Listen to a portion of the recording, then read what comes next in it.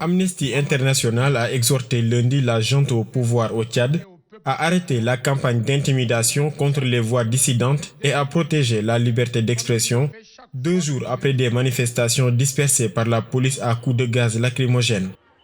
En effet, les rassemblements de samedi à l'appel de Wakitama, une plateforme de partis d'opposition et de membres de la société civile qui réclament un pouvoir civil, avaient été interdits par les autorités à cause des risques de troubles à l'ordre public.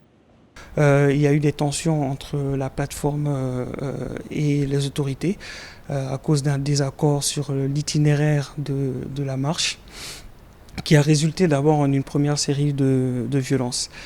Par la suite, la plateforme a souhaité organiser une nouvelle manifestation le 9, c'est-à-dire ce week-end. Et là, les autorités n'ont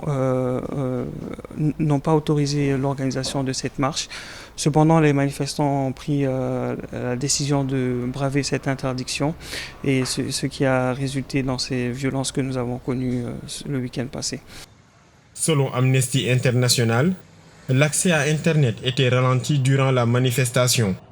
Ces apparentes restrictions à Internet doivent faire l'objet d'une enquête et les Tchadiens doivent pouvoir accéder et échanger librement des informations en ligne.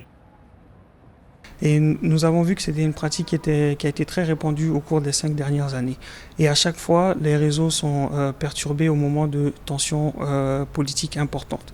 Malheureusement, je pense que le Tchad n'est pas le seul pays dans ce cadre-là à utiliser les ruptures d'Internet, qui, il faut le rappeler, le Haut Conseil pour les droits de l'homme a dit que lorsqu'on coupait Internet, on faisait une atteinte aux droits de l'homme.